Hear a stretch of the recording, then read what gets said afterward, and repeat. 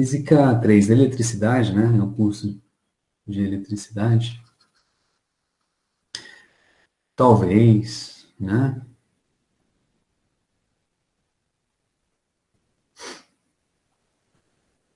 Vocês já devem ter ouvido falar, nossa, física 3 é terrível.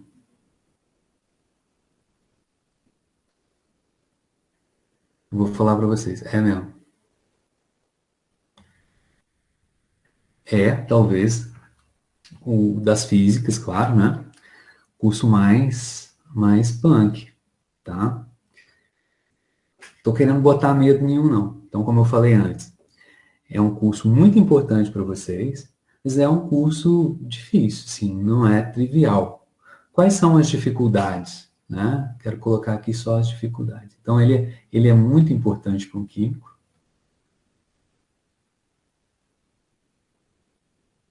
Só um exemplo, né? Uma ligação química, a ligação iônica, é a mais forte das ligações. Né? Exemplo clássico, né? Cloreto de sódio. Tá? O que liga o cloro e o sódio? Né? Você tem aqui, né, um átomo de sódio, você tem aqui um átomo de cloro, separados aqui por uma distância. Vamos chamar essa distância aqui de R, tá? E aí o que faz eles se ligarem formando uma molécula? Né? É energeticamente favorável, né, no caso dos dois, que um elétron do sódio, do átomo sódio, né, seja transferido para o átomo de cloro. Quando a gente tira um elétron do sódio, ele fica positivo. Quando a gente dá um elétron para o cloro, ele fica negativo. A gente vai falar disso tudo, tá? Então, a gente tem aqui, né, uma carga elétrica. Aqui a gente tem uma carga elétrica 2. E cargas elétricas, né, interagem umas com as outras. Né? Existem dois tipos de interação, uma atrativa e uma de repulsão. Né? Cargas elétricas contrárias, com polaridades contrárias, se atraem. E cargas de mesma polaridade se repelem. Coisa de ensino médio, não é isso? Então, vai aparecer aqui uma força de interação entre os dois. Tem uma força aqui, né, do cloro puxando o sódio, e devido à ação e reação, né, tem uma força igual, contrária, né, no sentido contrário, em módulo igual, puxando o cloro.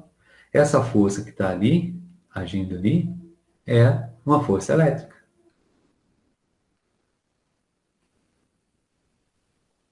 No caso aqui, a gente vai dar o nome dela, é a força de Coulomb, em homenagem ao camarada que trabalhou com ela. Então, é muito importante a eletricidade, né? Hoje, na aula de hoje, a gente já vai falar de química o tempo todo, tá? Natureza do átomo. A gente já tem que ter essa noção para falar de carga elétrica, tá? E, então, isso ela é muito importante em função disso, tá? Só que ela realmente ela é difícil, né? Quais são as dificuldades? Eu costumo resumir em duas. A primeira delas é o quê? As grandezas físicas, né, da eletricidade são grandezas físicas vetoriais. E a gente tem que saber, então, aqui no curso de Física 3, a trabalhar, a lidar com vetores. Eu já coloquei dois aqui, ó, né?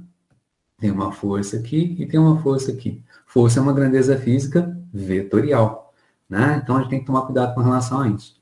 Então, A gente tem que saber lidar com vetores.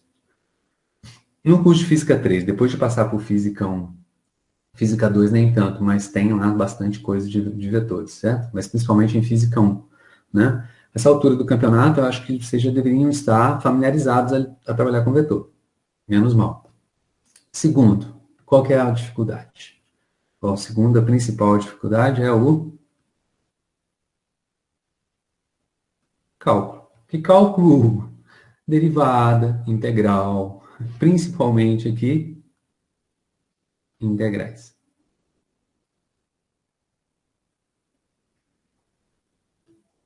Cara, tem que saber fazer integral.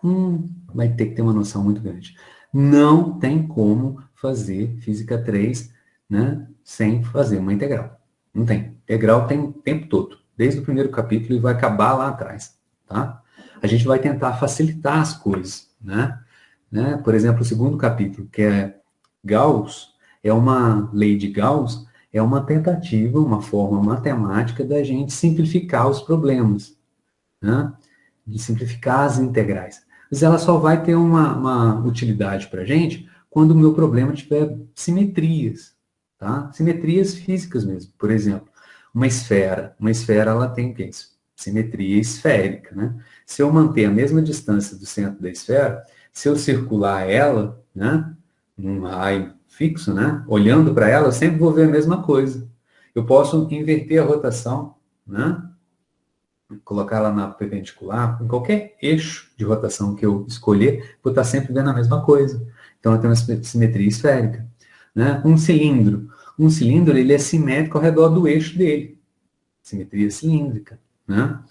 Enfim, quando tiver simetria, a gente vai conseguir simplificar bastante as coisas. E a gente vai lidar com isso daqui. Né? E o que eu vou mostrar para vocês é o seguinte. Tá? Isso aí vocês podem ter noção.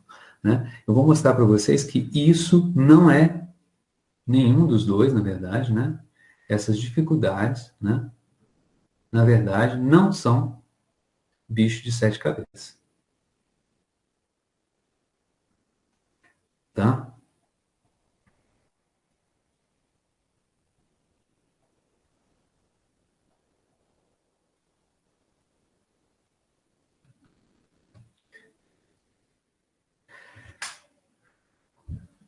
Eu não sei cálculo, cara. Então, vamos aprender, cara. Vamos aprender. Estando disposto a aprender, tudo flui, cara. Tudo flui. Joia? Tá bom? Ah, eu prefiro procurar um jeitinho. Aí é problema seu. Eu tô falando isso porque eu tô calejado já. Né? Então, ó, não são impossibilidades. Se você optar por aprender, garanto para você que você vai, ó, dar um salto grande. O cálculo é uma ferramenta muito importante na vida da gente, tá? Independente de ser licenciado ou bacharel, não tem jeito. Qualquer coisa que você for fazer na vida, você precisa do cálculo, tá? Por exemplo, vai trabalhar numa indústria química, né? Batalhando ali uma vaga junto com o engenheiro químico, né? Você tem lá um reator gigante lá de 1.000 litros, tal. Então você está produzindo ali algum produto. Pode ser uma coisa mais simples, produtos de limpeza, né? Que estou dizendo assim, de limpeza mesmo, né? De ambiente, né? Uma soda cáustica, aquelas coisas todas lá, tal, né? Você precisa saber qual é a cinética das reações para você colocar ali dentro, tá? E para fazer, descobrir qual que é a cinética, quais são as taxas das reações e tal, tudo mais, não só por questões de produção, mas também por questões de segurança, né? Você tem que elaborar uma equação diferencial, cara, tá? Colocar essa equação diferencial no papel, tá? E como é que a gente resolve uma equação diferencial? Integrando. Então, o camarada que está trabalhando numa planta aí, né? Claro, tem emprego, tem emprego. Você está lá na planta desenvolvendo produtos ali, né? Com o teu gerente, seja lá, às vezes vai ver você é o próprio gerente, né? Mas você precisa pensar nessas coisas. Agora, se você chegar lá e o teu chefe fala assim para você assim, ó, resolve esse problema agora aqui para mim, vê se está tudo jóia, ou vamos fazer determinada coisa agora nova, faz aí as continhas para gente. E aí, de repente, você vira para o seu chefe e fala assim, poxa, eu não sei fazer isso. Por quê? Porque eu não sei cálculo. Roda, né? Tá entendendo? Né? Isso é a mais pura verdade. Então, a gente tem que ter disponibilidade, né? Disposição a aprender. É muito difícil. É que nem andar de bicicleta, né? Quando a gente anda, nunca andou de bicicleta e vai andar de bicicleta, hoje, velho, é um difícil. Eu fico pensando assim, pô, eu vou cair. Cai e erra, né? Tal, mas é difícil no começo, mas depois que você aprende, você pedala, você nem vê que você está pedalando. Né? Quem dirige carro também é a mesma coisa. Pô, pegou o carro na primeira vez na vida, pô, gelo na espinha, né? Barriga até dá volta de medo, né? Mas depois que você aprendeu, você dirige os olhos fechados. Não, para brincadeira, os olhos fechados ninguém dirige, né? Mas, né, você fica natural a coisa, né? E com cálculo, com essas coisas também. No primeiro momento, pode até realmente parecer né, um bicho gigante e tal, tudo mais. Mas, a partir do momento que a gente fala assim, não, eu vou aprender e aprende, aí você vê que não é tão complicado assim, né? Que, na verdade, era só um medo, e um medo não fundado, né? Sem fundamento algum, beleza? Então, esse é um alerta, tá? Esse é um alerta.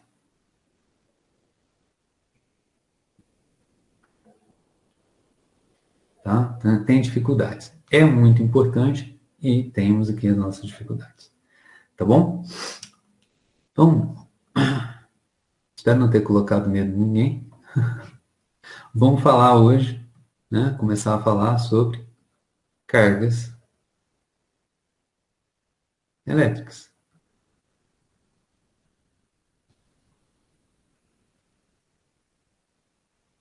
Para isso, eu coloquei aqui, não tem como, né? Para a gente falar de carga elétrica, a gente precisa ter uma noção do átomo, tá? O que é o átomo? Né? A questão do que é o átomo é muito, do ponto de vista histórico, muito complicado, né? Assim, é longa a história, né? Começa desde lá da antiguidade, né? Cientistas no sentido mais moderno da palavra, né? Então os caras conceberam essa ideia do átomo lá na antiguidade, lá na Grécia, tá? E só no século XX, na segunda década do século XX, lá 1916, 17, 18, tá? Que os caras foram bater a um martelo falando assim, ó, existe o átomo, nós somos feitos de átomos, né? Tudo no nosso universo é feito de átomos, tá? Então, essa história é muito rica e é muito bonita. Quem é químico aqui deve gostar muito dessa história, tá? Mas, o que é esse átomo? Né? O átomo, ele né? É preciso, muito importante, a gente tem, né, um núcleo, né, em que, nesse núcleo aqui, né, a gente tem dois tipos de partículas, né? A gente tem prótons e tem nêutrons, tá? E ao redor, orbitando como se fossem, né, planetas ao redor do Sol, você tem os elétrons, tá? Noção de tamanho dessas coisas é muito importante, tá? Um átomo, né, vocês vão ver isso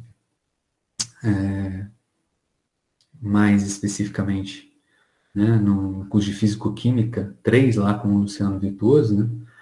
Ou então, se porventura optarem por fazer a disciplina de Física 4, né? Física 4 tem optativa, né, no catálogo aí para vocês.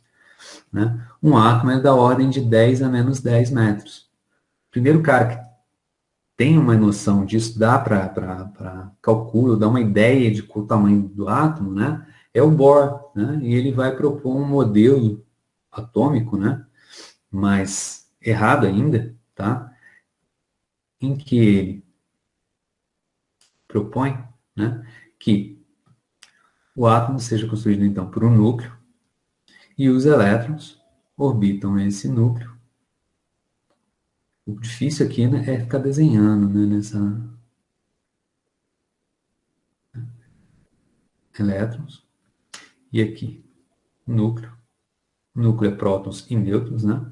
Eles ficam orbitando. Mas esse elétron em movimento, ele fica preso, né, ao núcleo. Quando a gente diz que alguma coisa está preso, ele, como se ele tivesse preso ali um barbante segurando ele, né, como você prende qualquer coisa na ponta de um barbante ou de uma corda, né, e aí roda ele, né, então ele vai ficar preso ali pela corda, né. Tem uma força, é a atração da corda. Eu seguro, eu puxo a corda puxa o objeto que está preso lá na outra extremidade da corda, né? Então, aqui existe uma força que prende, né, o elétron ao núcleo. Existe uma força aqui. E essa força, quem que é? É a força elétrica. Ou seja, é a força de Coulomb. Por quê? Porque o elétron tem, a princípio, carga negativa, de polaridade negativa, enquanto que o núcleo ele tem carga positiva e cargas, polaridades contrárias, se atraem. Tá? Beleza? Então, elétron tem carga e núcleo tem carga. Tá? Com relação ao tamanho que eu estava dizendo, do modelo atômico do Bohr, considerando que a força que prende o elétron ao núcleo é a força de Coulomb, a força, né? O cara lá, o Bohr, ele fez, né, um modelinho, e desse modelo a gente prediz que o tamanho, né, desse átomo é da ordem de 10 elevado a menos 10 metros. Na verdade, o raio atômico de Bohr, tá, ele é 0,529 das 10 a menos 10 metros. 10 a menos 10 é um número pequeno, muito pequenininho, né? E para não ter que ficar escrevendo ele toda hora, 1 vezes 10 a menos 10, né, ele é chamado de angstrom. Não é unidade. Né? Então, é 0,529 angstroms. Esse é o raio. Né? Eu chamei B minúsculo aqui porque não tinha um erro grande. RB de Bohr maiúsculo. Tá? Então, o diâmetro dele vai ser da ordem de 1 angstrom. Tá? Quando a gente vai além, adiante no estudo da natureza da matéria, a gente descobre que, né, esse núcleo que está aqui, né, tem carga positiva, tem partículas lá que tem carga positiva e tem partículas que não têm carga nenhuma. São os prótons com carga positiva e os nêutrons com carga zero, nula. Por isso é neutro, nêutron, tá? Joia? Qual que é o tamanho do núcleo? Isso é física nuclear, tá? O tamanho do núcleo, o raio do núcleo, não dá nem para colocar aqui, né? O raio do núcleo é da ordem de 10 a menos 15 metros, tá? O que significa isso? Né? A gente tem uma noção, né? É 5 ordens de grandeza menor. O que é 5 ordens de grandeza? É o 1 seguido por 5 zeros. 1 seguido por 5 zeros dá quanto? Dá 100 mil. 100 mil vezes menor do que o átomo. Tá? A gente tem uma noção, só para ter uma ideia. Vamos supor que um estádio de futebol, por exemplo, o Maracanã, ele tem aí, né, um tamanho, né, pensar que ele é um círculo, né, mas ele tem aí o quê? Algumas centenas de metros, concorda? Né? 100 metros, quase 100 metros já é o campo de futebol, mas, né, então ele vai ter ali uns 200, 300 metros o estádio de futebol, certo? Então, um estádio de futebol teria aí, então, coisa da ordem de 200, né? Vamos arredondar centenas de metros. 100 metros. Ok? 100 metros é 10 ao quadrado metros. Quanto que é a bola? O tamanho que tem a bola? A bola tem o quê? Centímetros. Né? Então, se a gente pensar então que tem centímetros a bola, da ordem de centímetros, né? Menos. Desculpe. Centímetros é 10 a menos 2 metros, tá? Então, olha só, o estádio, 10 ao quadrado. A bola, 10 a menos 2, tá? Qual que é a diferença de ordem de grandeza? né? São 4 ordens de grandeza, tá? Só para ter uma ideia. Quer dizer, então, que o estádio de futebol é o nosso átomo, a bola no meio do campo, né, é ainda 10 vezes maior do que o núcleo.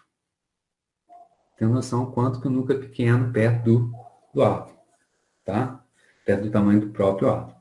O átomo é o quê? Núcleo mais eletrosfera, mais elétrons em volta. Em relação à massa, olha, a massa do próton é bem pequenininha, 1,673 vezes 10 a menos 27 quilogramas. De um nêutron. O nêutron tem massa muito próxima, 1,675, só difere na terceira casa decimal. Também a 10 a menos 27 quilogramas. É muito pouquinho.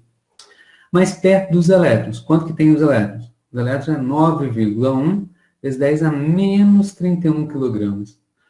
Quanto que é essa diferença de massa? Né? Em termos de ordem de grandeza. Menos 27 para 31 são 4 ordens de grandeza. 4 ordens de grandeza é 10 mil vezes. Quer dizer, então, que a massa de um elétron é em torno de 10 mil vezes menor do que a massa de um próton. Tá? Então, o que eu posso dizer? Que a massa do próton é muito, muito maior do que a massa do elétron. O átomo, ele é feito de elétrons mais núcleo. Aonde que está a maior parte, 99,999% da massa do átomo? Está no átomo? Naquele volume? Nesse volume todo? Não. A maior parte da massa está onde? Só no núcleo.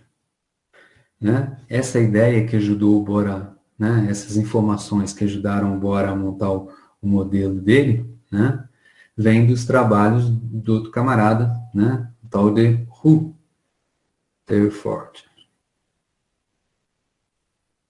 Um camarada neozelandês, né? Da Nova Zelândia, mas que estava trabalhando lá nos Estados Unidos. Né? Esse cara aqui era físico, mas ele ganhou um Nobel de Química.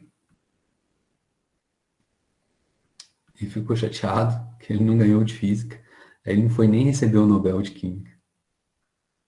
Né? O Rutherford faz esse trabalho, dizendo, né, que, né, mudando o modelo antes de Rutherford e Bohr, o modelo era do pudim de passas, né, do Thomson. Né? Você tinha assim, uma massa distribuída num determinado volume, que era o próprio átomo. Né?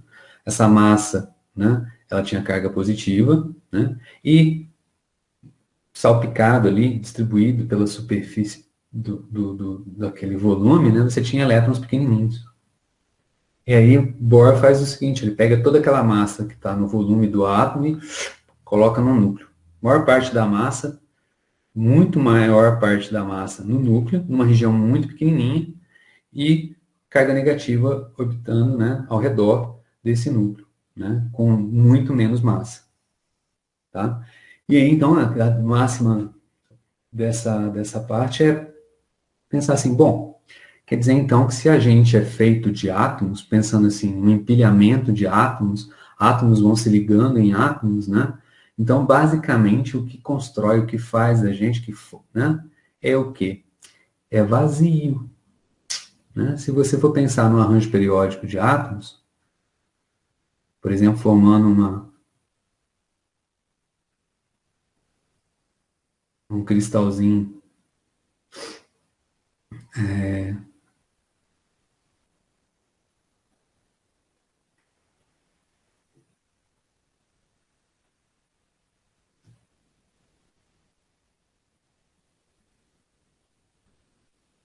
faltou um aqui. Sal de cozinha é esse aqui, tá? Né? Então, se for pensar, se cada pontinho aqui é um átomo, né? Ele já coloca aqui, né? No meio aqui é chamado tecnicamente de interstício, né? O interstício que nem o pessoal do odonto fala, né? No vão do dente, no interstício. O interstício aqui entre os átomos na estrutura cristalina, né? Já é um vazio, né? Se eu for olhar para o átomo ainda, ele é mais vazio ainda. E a massa vai estar aqui no núcleo. Beleza? Então, esse é o trabalho do Rutherford. Então, essa galera lá no fim do século XIX, início do século XX, né, trouxe todas essas informações para a gente. Então, o que a gente tem, né, são essas partículas, prótons, nêutrons e elétrons. Nêutron não tem carga nenhuma e tem prótons com cargas positivas e elétrons com cargas negativas. Historicamente, né, essas coisas vieram lá da antiguidade também, tem aquelas introduções dos livros que o cara fica falando assim, ó, pega uma folhinha de papel, passa de flanela, passa no acrílico, fica uns papelzinhos e tal. Então, fazendo todas aquelas experiências, os caras conseguem, né? E isso é uma coisa legal que poderia ter no laboratório de física 3, não tem, né? Aqui no Unifal não tem, né? E aí os caras fazendo todas essas brincadeiras, eles conseguem distinguir, né, que existem cargas de duas naturezas. As elétricas negativas, né, e as elétricas positivas. O que significa elétron negativo e carga elétrica positiva? São só nomes. Quem deu esse nome positivo e negativo para esses tipos de cargas, tá, foi um camarada chamado Benjamin Franklin, aquele camarada que empinava a pipezinha e tomou choque, né? Caiu raio na pipa, tal, aquela coisa. Aquele camarada, lá no século XVIII, tá? Ele que cunhou esses termos, né? Polaridade positiva, polaridade negativa, tal. Hoje em dia, matematicamente, ajuda a gente a fazer as continhas, a gente vai ver. Né? Mas é só nome. Se tivesse invertido, não tinha problema nenhum, tá bom? Tá? E aí, então, quanto que vale essas cargas? Quais são as características dessas cargas?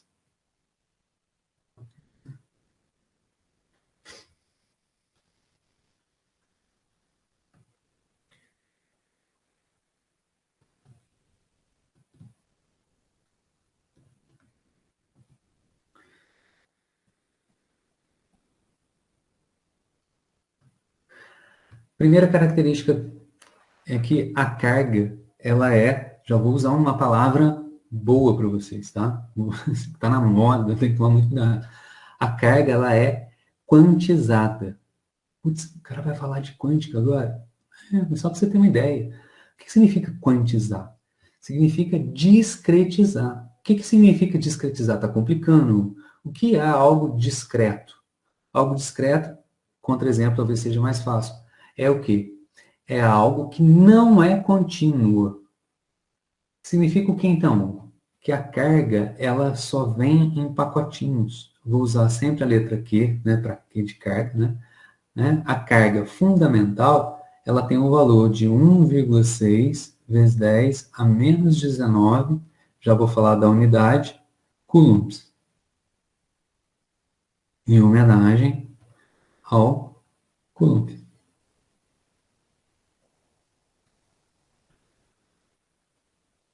Tá?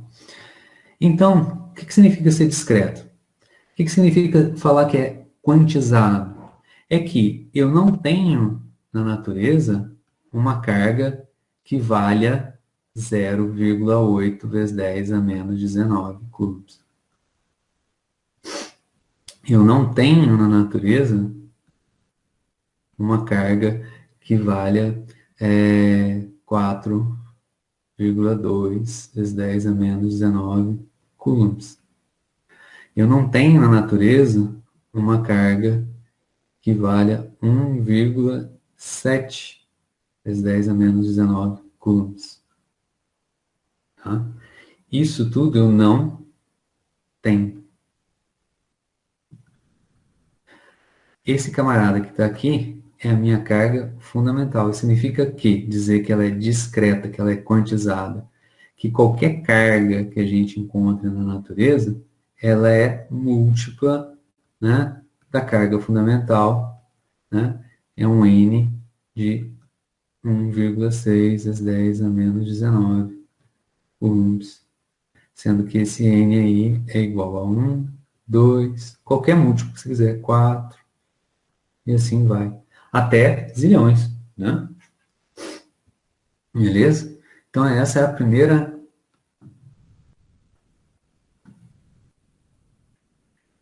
característica. Ela é discreta, ela só tem valores múltiplos disso, tá? Então, a carga do elétron, tá? Carga do elétron, ela é menos 1,6 vezes 10 a menos 19 coulombs. A carga de um próton é mais polaridade positiva, 1,6 vezes 10 a menos 19 coulombs, né? Por que isso? De onde apareceu isso? É a natureza.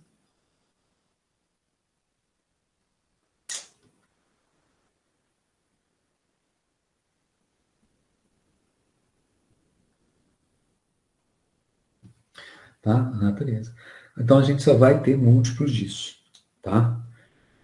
Bem?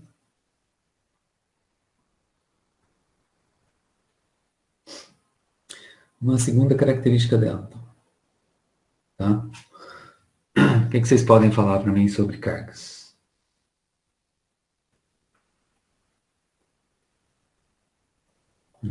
Coisa que a gente já sabe. Ela possui, né, duas polaridades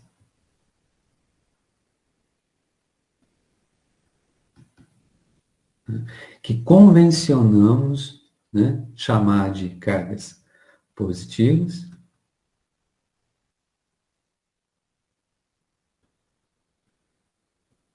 e cargas negativas. Nada mais são do que cargas, né? São as duas naturezas. São de duas naturezas. Só isso, tá? Só que eu chamei de uma de positiva e a outra de negativa. Eu não, né? O Benjamin Franklin. E aí, a gente tocou o barco.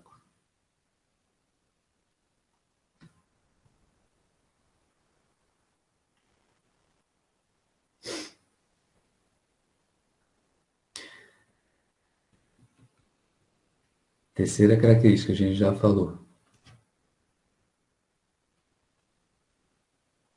né? As cargas interagem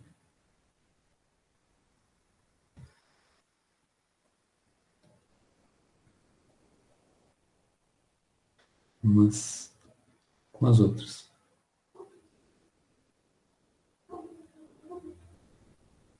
Quando a gente fala de interação, eu estou tentando interagir com vocês, né? Não sei se eu estou conseguindo, né? Aliás, interação significa também vocês me responderem, né? Eu espero que a gente realmente consiga interagir, a gente conversar, né? Vocês, eu pergunto, vocês respondem, vocês têm dúvida, me perguntam, eu respondo, né? Sem interação, né? As cargas, elas interagem, né? E interação em física significa o quê? Ação de forças. A gente observa isso, aquela história de que pico o papelzinho, passo o pente no cabelo, eletrifico ele e aproximo dos papelzinhos, o que acontece? Existe uma força elétrica que atrai. Então, os papelzinhos pulam e grudam no pente. Né? Isso é uma força. Né? Então, tem a ação de forças. Como é que são essas forças? Né? Então, cargas. Qual é a característica delas? Cargas de igual polaridade,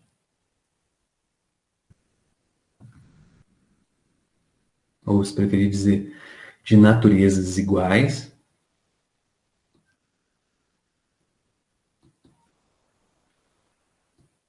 se repelem, ou seja, é uma força de repulsão, uma afastando a outra dela, né?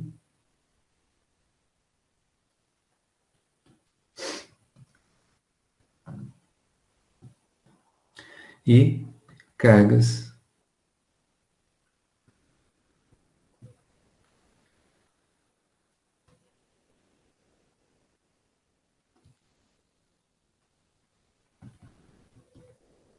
diferentes se atraem.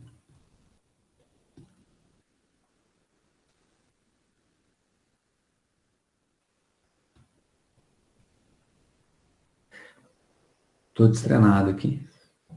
Mas minha letra vai melhorar um pouquinho com o passado do tempo, da prática aqui, né?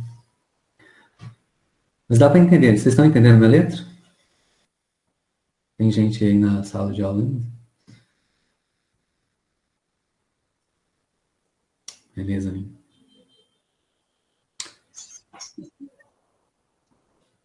Beleza. Né? Então, tem repulsão e atração. Então, essas são as características principais das cargas, né? Elas vêm em pacotinhos de 1,6 vezes 10 a menos 19 coulombs, né? Elas têm duas naturezas. Uma natureza positiva, que a gente chamou de positiva, e uma outra natureza oposta, que a gente chamou de negativo, né? Cargas interagem com cargas, exercem forças umas sobre as outras. Quando, né, as cargas de dois corpos, tá? Não existe carga solta no espaço. Isso é uma coisa importante também, que a gente às vezes pensa nisso, né? Não falei aqui porque ele é tão natural, né? Mas a carga, ela está em um corpo. A carga está no elétron. A carga está no próton. Não tem carga no nêutron, certo? Tá? Então, isso é importante. A carga é uma propriedade de um corpo, beleza? Então, você tem aqui dois corpos com cargas positivas, vão se repelir. Com cargas negativas, mesma natureza, igual polaridade, repele. Positivo e negativo, atrai. Né? Então, a pergunta natural que vem agora é, chamei aqui de um, né? Devia ter chamado esse cara aqui. Deixa eu só... Parece nem que eu preparei, né? Às vezes eu vou no embalo.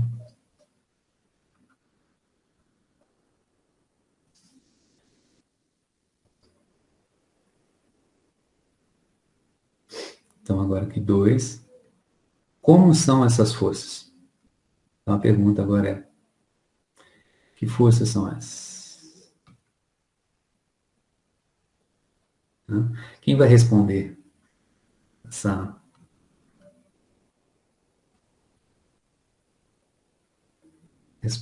pergunta para mim?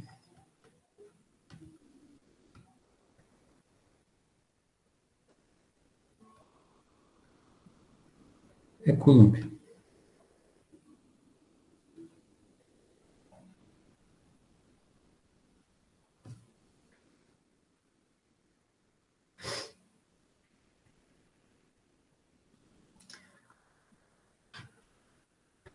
Então, bom, tem uma fofoca aqui nessa história aqui, mas vamos lá. Então, você pega aqui um corpo, vamos supor que ele tenha uma carga 1. Essa carga 1 é o quê? É um múltiplo de 1,6 vezes 10 a menos 19 coulombs. Uma outra carga 2 aqui.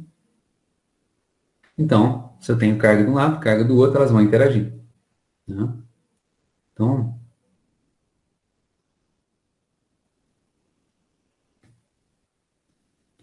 a linha, tentativamente, é a linha que une as duas cargas. Tá? Se elas tiverem, né, mesma polaridade, né, então elas vão se repelir. Isso aqui é a força que a carga 2 faz sobre a carga 1. Então, sempre eu vou usar esse índice. Isso aqui é 2 em 1. Da força 2 em 1. A força que a carga 2 está fazendo sobre a carga 1 está empurrando ela para longe. Só que, se eu empurro a carga com determinada força, né, ação e reação. Física 1. O tempo todo eu vou chamar a atenção para vocês que eu vou deixar bem escancarado esse negócio de que, né, física não é uma coisa que você passou na disciplina e joga fora. Passou na disciplina e joga fora. Física é cumulativo. Tá? Então, a hora que a carga 2 exerce uma força, empurrando ela para longe, repulsão, né? A carga 1 vai exercer uma força, né, reação, sobre a carga 2. Então, aqui vai ter uma força de 1 sobre 2, né? Agora aqui, ó, inverti, que era 2, 1, aqui é 1, 2. Empurrando a carga 2 para longe da carga 1, né? Então, F, 1, 2 e F, 2, 1 são, né, pares, né, de ação e reação, né, que é a terceira lei de Newton. Joia? Então, é isso aí, né, se Q1, né, tiver a mesma polaridade, desculpa aqui, ó, deixa eu colar anotar esse cara, que a nota de aula fica lá, né, então deixa eu fazer direitinho, né.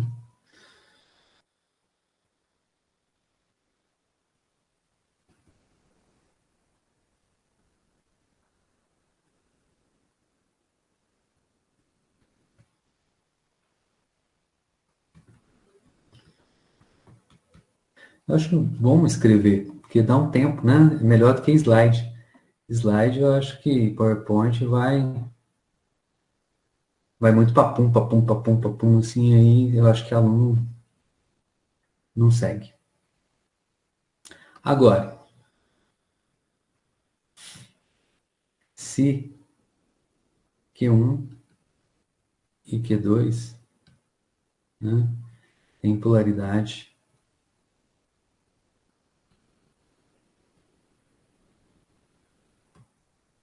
né, contrária,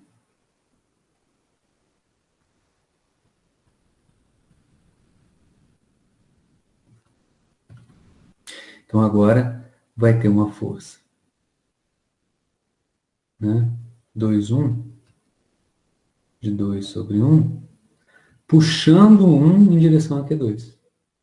De novo, agora eu tenho ação e reação, né? Então, se Q2 puxa Q1, reação, Q1 puxa, não afasta, né? Q2. Certo? De 1 sobre 2. Enquanto aqui a gente tem,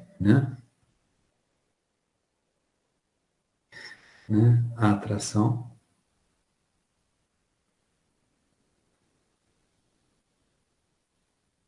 né? Aqui a gente tem repulsão.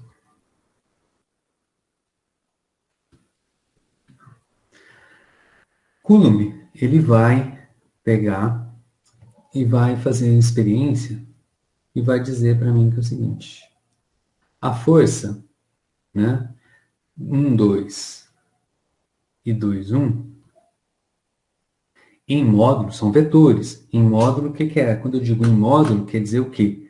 Que é o tamanho da força, né? Um vetor, ele tem não só tamanho ou magnitude, no caso da força é tantos newtons, 1, 2, 3, 4, 20, 1000 newtons. Esse é o tamanho, a magnitude da força.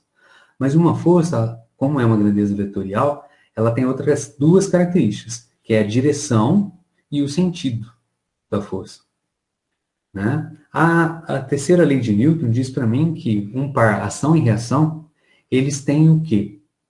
Né? Mesmo módulo, ou seja, mesmo tamanho. Então, F12 em módulo, o que é módulo? Peraí, quando eu falar de vetor, eu coloco o quê? Setinha em cima. Então, esse aqui é o meu vetor. Vamos colocar aqui assim, ó. Lembrando.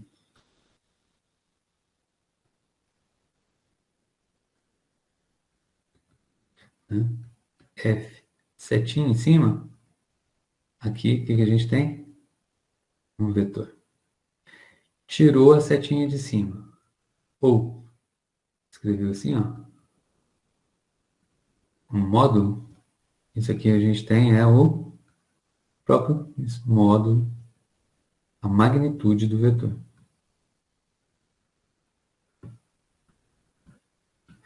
Ação e reação diz então para a gente que o módulo, olha só, não desenhei a setinha em cima. Então, os módulos são iguais.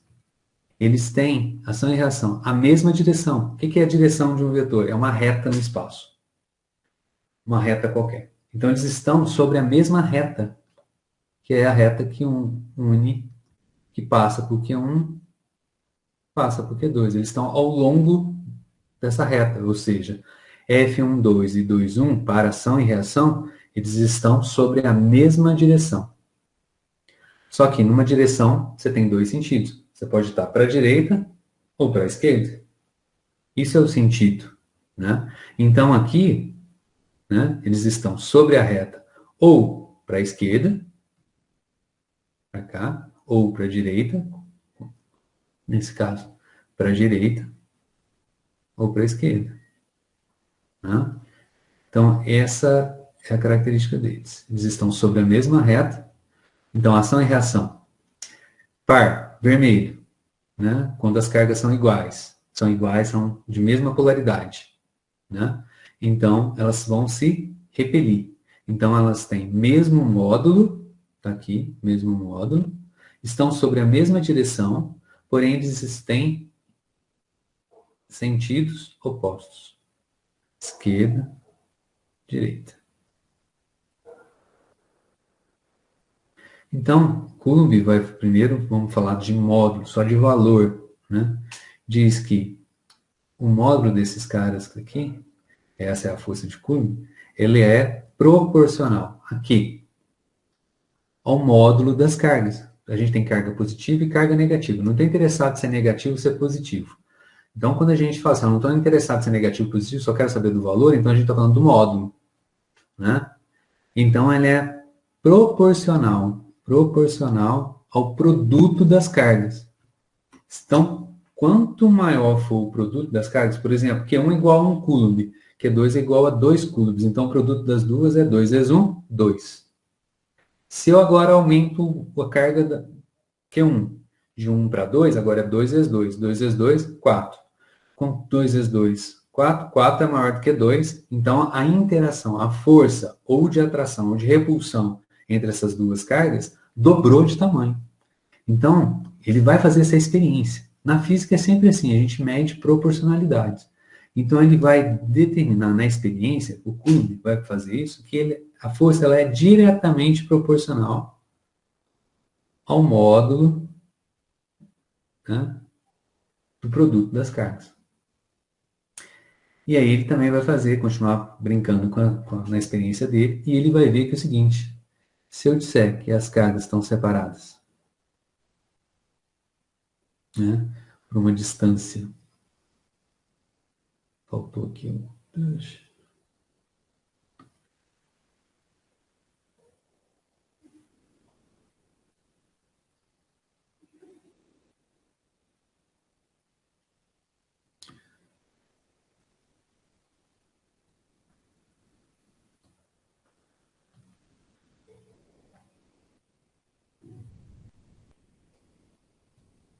distância R, tá? Então, essa força ela é inversamente proporcional ao quadrado dessa distância. Então, tá ficando interessante, hein? Por que que é assim? Experiência, o Coulomb fez essa experiência, né? A natureza age desse jeito, tá? Mas então ele vai medir isso. Então ele vai ver que é o seguinte, quando a gente aumenta as cargas, aumenta a força. Quando a gente diminui a distância, aumenta a força, inversamente proporcional. Quando a gente aumenta a distância, diminui a força. Então é inversamente proporcional. Quando a gente faz a medida no laboratório, essa é uma experiência também que divide ter no laboratório, tá? A gente vê que, né, ela não é só inversamente proporcional à distância, é inversamente proporcional ao quadrado da distância. Tá? Então a gente mede proporcionalidades. Mas só que a gente, física, a gente não gosta de proporcional. A gente precisa trocar esse símbolo de proporcionalidade por uma igualdade. Para a gente fez uma proporcionalidade e aí quer agora colocar um sinal de igualdade, pergunto para vocês, o que eu preciso colocar aqui?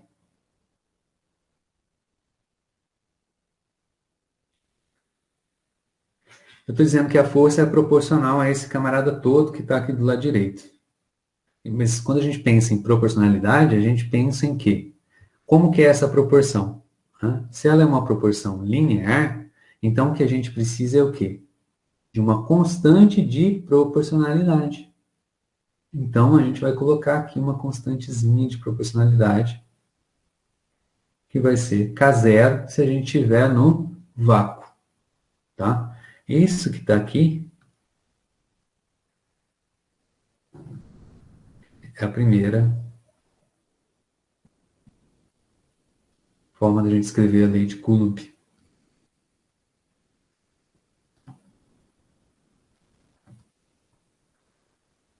Para a força elétrica. Quanto que vale K0? Quanto é essa constante de proporcionalidade? Quanto que o Coulomb lá mediu? Tá? O Coulomb foi lá, ele não mediu K0. Ele mediu questões históricas, tá? Aquela proporcionalidade ali, ele colocou em termos de 1 sobre 4 π epsilon zero. Isso daqui é o K0, tá? Zero aqui, né, indica que é no vácuo. O que é o epsilon zero? É permissividade, uma característica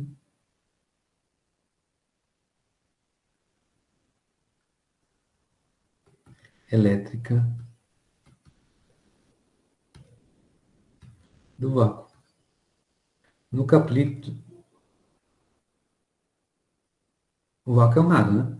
No capítulo lá de capacitores dielétricos, né, a gente vai trocar e vai ver que esse epsilon zero aqui, a gente vai escrever ele em termos de uma propriedade do material. E aí ele vai deixar de ser do vácuo e vai ser simplesmente epsilon. Isso é um E, não é um epsilon. Tá? Permissividade elétrica do vácuo. Tá? Quanto que vale?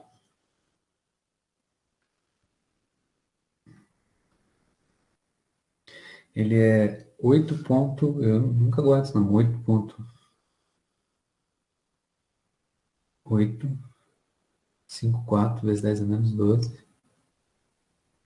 Menos 12 é super pequenininho, né? Coulomb ao quadrado, dividido por Newton, força, vezes metro ao quadrado.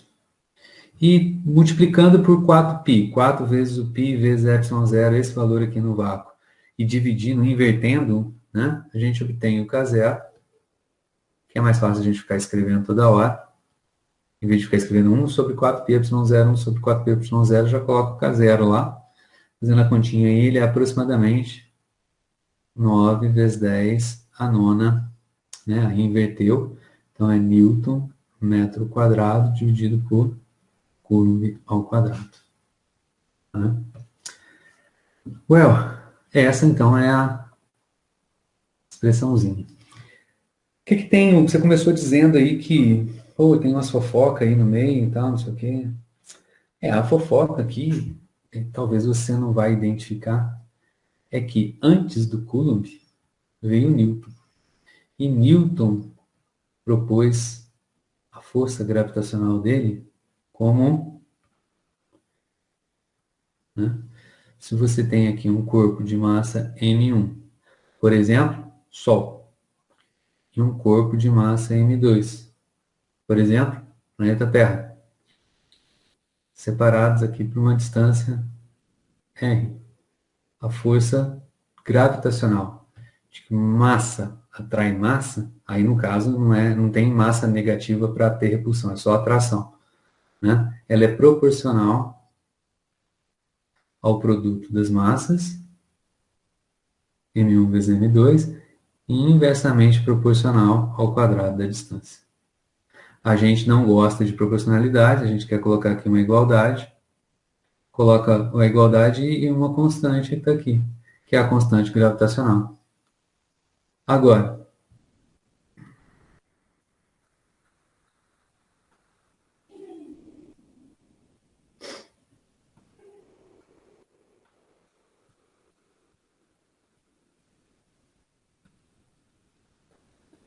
compara os dois. Então, a fofoca, qual é? Fofoca é que dizem as más línguas que o Coulomb não fez experiência nenhuma. Ele deu um chute aí na força de atração e repulsão entre as cargas, que elas seriam, né, exatamente como a força gravitacional. Se isso foi mesmo verdade, foi um chute, rapaz, esse chute aí acertou no ângulo. Tá? Deu direitinho.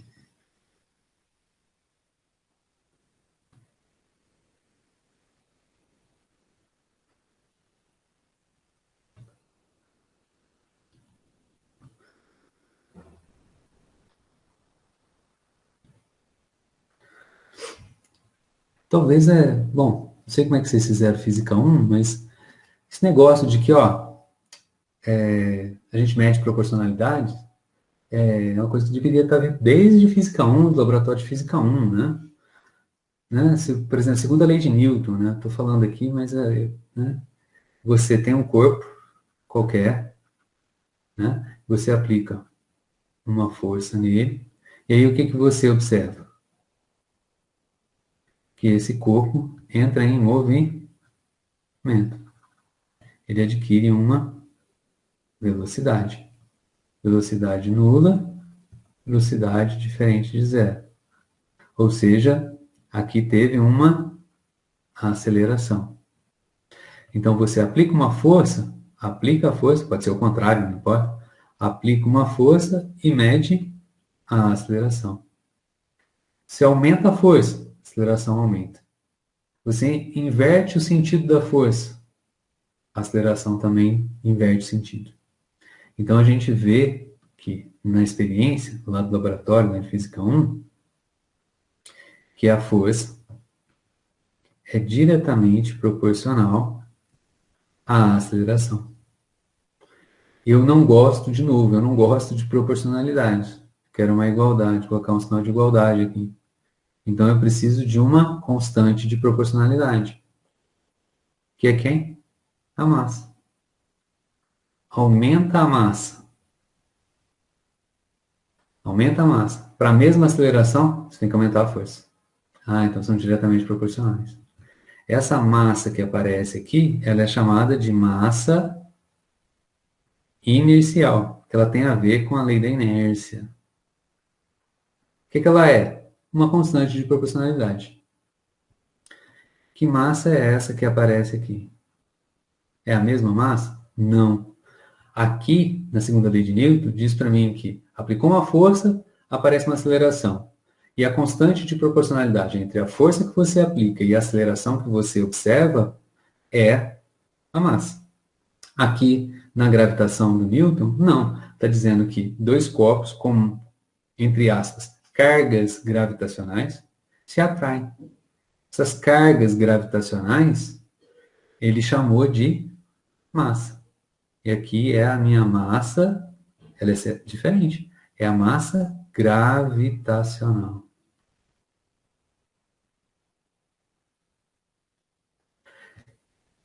É a mesma coisa? Não, tem nada a ver. Aqui, cadê? Perdi meu pontinho.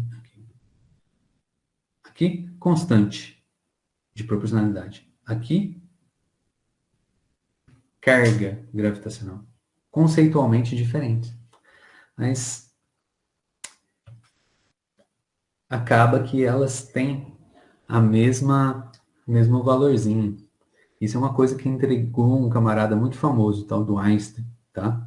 E foi a dica, a identidade, né? A igualdade de massa inercial com massa gravitacional que ajudou ele a elaborar a teoria da relatividade geral. Isso não é assunto para esse curso, não. Então, eu estou só contando aqui a fofoca.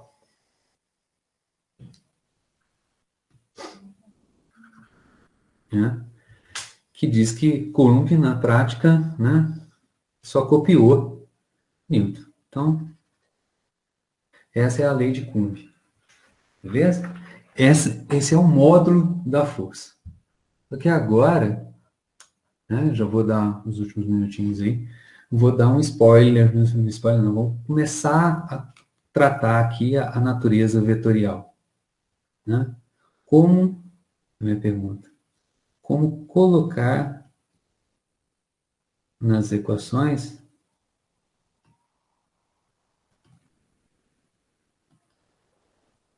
né, a natureza vetorial? Nossa, isso era para ser uma natureza.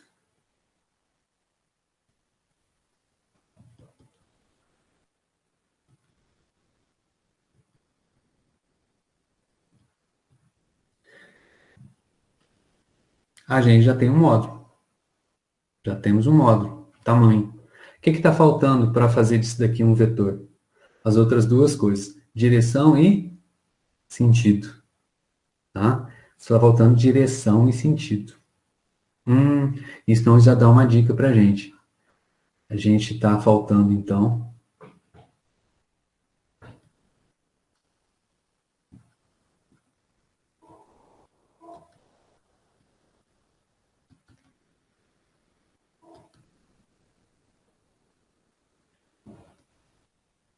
precisamos, então,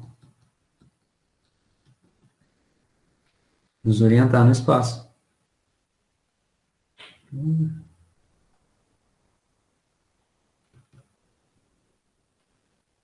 Como é que a gente marca uma posição no espaço?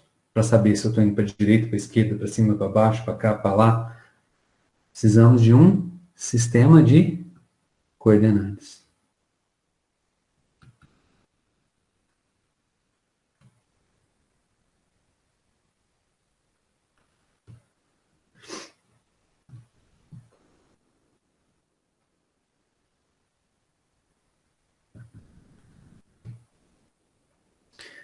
A gente vive num espaço tridimensional, então a gente vai precisar de um conjunto de eixos. Pode ser coordenadas esféricas, cilíndricas, mas a que a gente costuma usar mais é a coordenada cartesiana.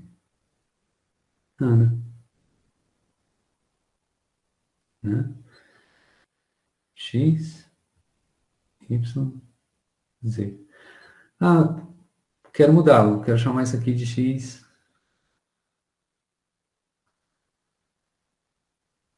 Isso de Y. E esse aqui de Z. Tanto faz, sim. Esse é o nome. Nome não interessa pra gente. A gente pode dar o nome que a gente quiser. Então, a gente vai começar, né, com a ideia de uma dimensão só. Então, se eu tiver só uma dimensão, então eu só preciso de um eixo. E aí eu vou, por exemplo, pegar, esse aqui é o meu, essa é a minha origem, né, do eixo de coordenadas. Então, meu eixo de coordenadas está aqui. Eu vou chamar esse cara aqui de eixo X, né? E aí, aonde coloca a setinha? Aqui ou aqui? Depende. Nossa, deixa eu mudar minha borrachinha aqui.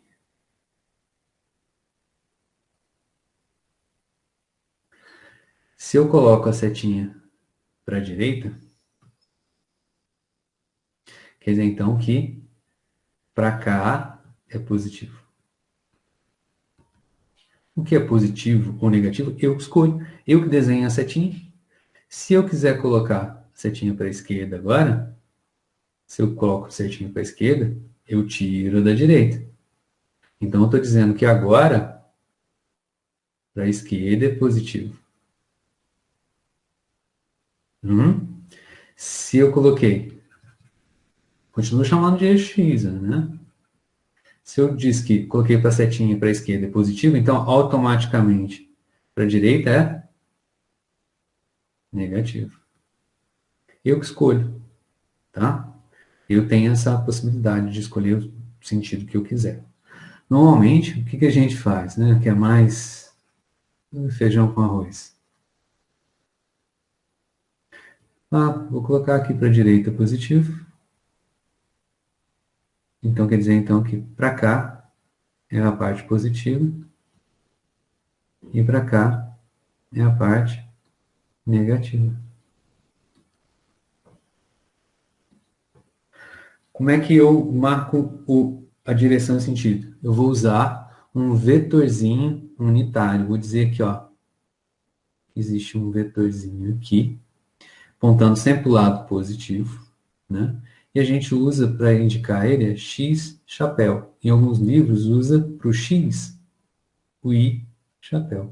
Eu prefiro usar o X chapéu.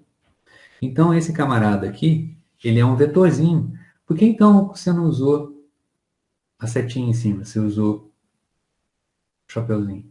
O chapéuzinho indica para gente que ele é um vetorzinho, então seria uma setinha. Mas ele tem uma característica importante.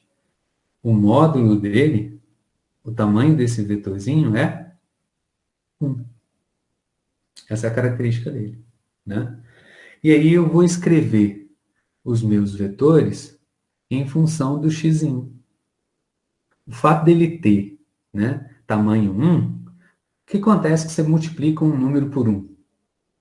Né? 3 vezes 1, 3. 4 vezes 1, 4. Então, se você multiplicar, né, o camarada qualquer, né, por 1, não muda, continua sendo um camarada. Então, vamos supor que eu tenho o seguinte, que eu tenho nessa posição do espaço, um camarada aqui, ó, uma força, um vetor, força, né?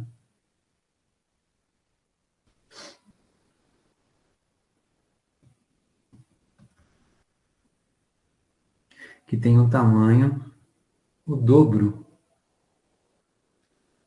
de x. Então, ele tem o dobro, tamanho dobro.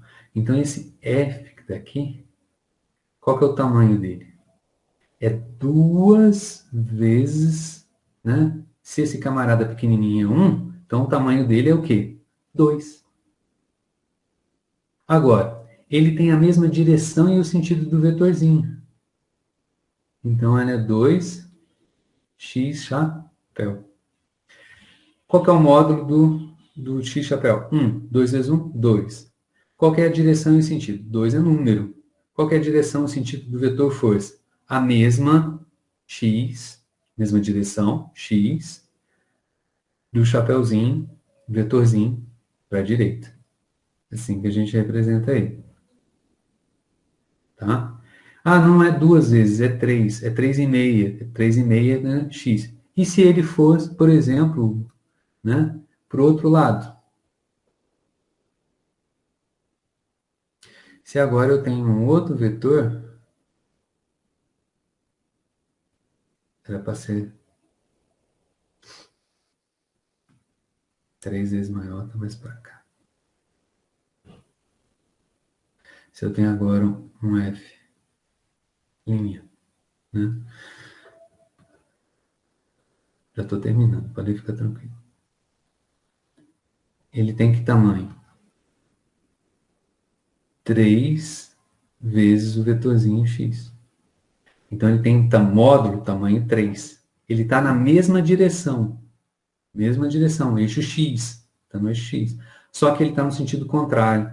Então ele é menos. O menos para a gente, em física, em termos de um vetor, simplesmente significa o quê? Sentido contrário ao que eu convencionei, eu que dei nome, convenção a isso, eu convencionei chamar de positivo. Se eu tivesse, pelo contrário, em vez de colocar a minha setinha, o eixo positivo para a direita, tivesse colocado para a esquerda, esse camarada não deixava de ser menos, ele viraria o quê? Mais 3x chapéu. Beleza? Vou parar por aqui e amanhã a gente retoma a partir daqui. Joia? Gente, obrigado pela atenção de vocês.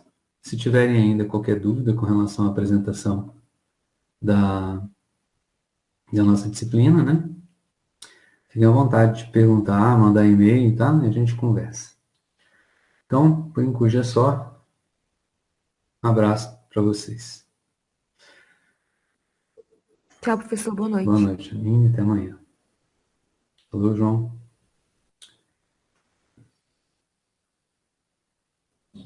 Boa noite, Karina.